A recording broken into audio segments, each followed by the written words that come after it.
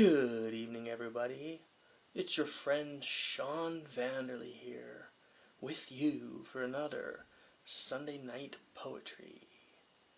I hope that you're doing good. This bass Canuck, this lawyer friend to all animals, Sean, is happy to see you and read a little poetry with you tonight.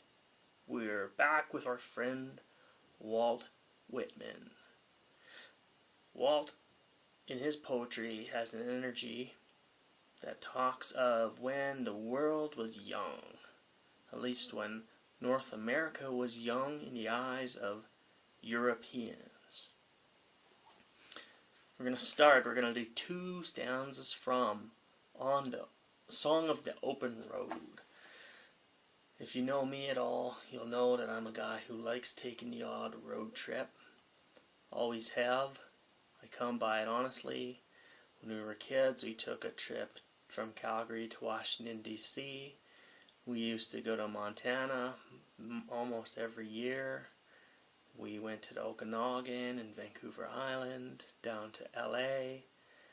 And, even just if it was a Saturday or a Sunday, we would go down to Hog Park, south of town, or just drive around random prairies, especially before we got our cabin. We were kind of looking for property in southern Alberta, so we went down to Lee's Creek.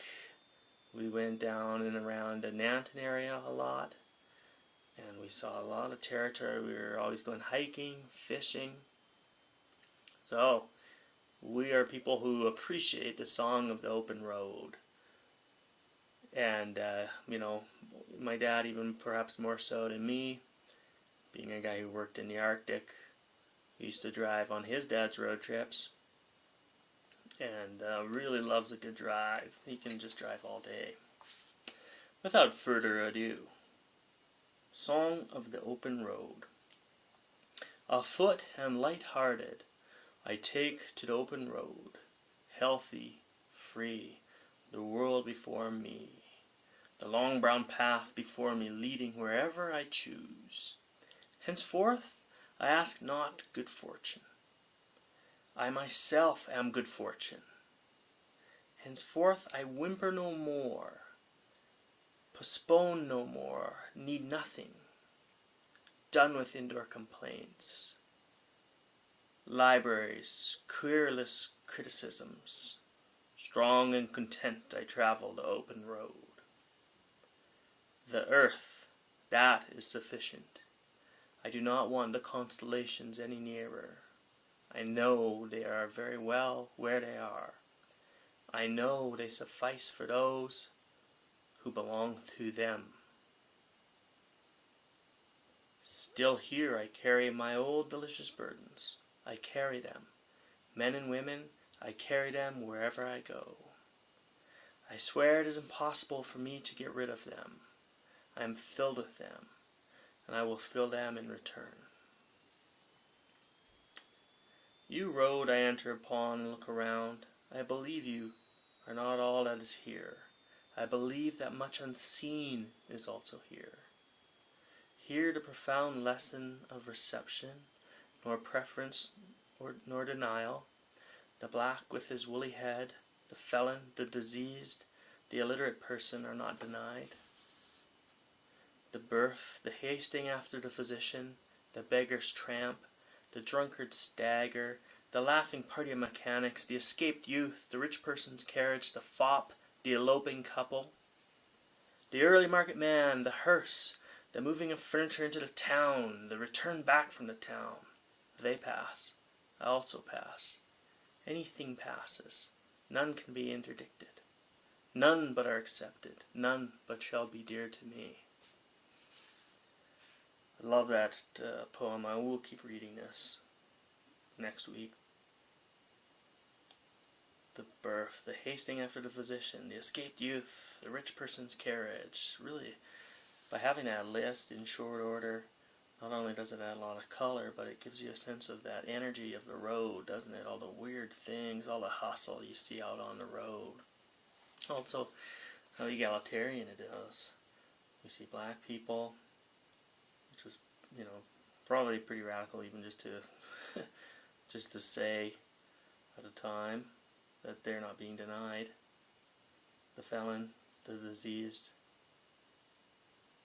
the drunkard staggered, the laughing party of mechanics. Beautiful energy. I believe that much unseen is also here. Isn't that the truth?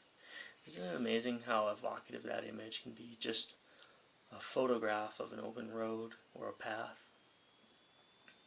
Much unseen is there, isn't there? I think that's one of the things that thought at least makes me think about that phrase. And listen to this, is sort of like a weird stoic vibe, isn't it? Henceforth I ask not good fortune, I myself am good fortune. I think that's a good reminder for guys like me who tend to take themselves a little too seriously, to worry about things. It's almost like, reminds me of like the lilies of the field from the Bible. Things are going to take care of themselves at some level, and that's not shirking responsibility, but it is just a fact that we are cared about. You can say whatever God or whatever weird universe you think or believe in. There's some strange truth to that, isn't there? Done with indoor complaints. Man, maybe I do need a road trip. Let's do some camping. Henceforth I whimper no more, postpone no more, need nothing. The road just provides for itself. Powerful metaphor there. And then he mentions, so still, like, here I carry my old delicious burdens, men and women. I carry them with me wherever I go. I swear it is impossible for me to get rid of them. I'm filled with them. I fill them in return.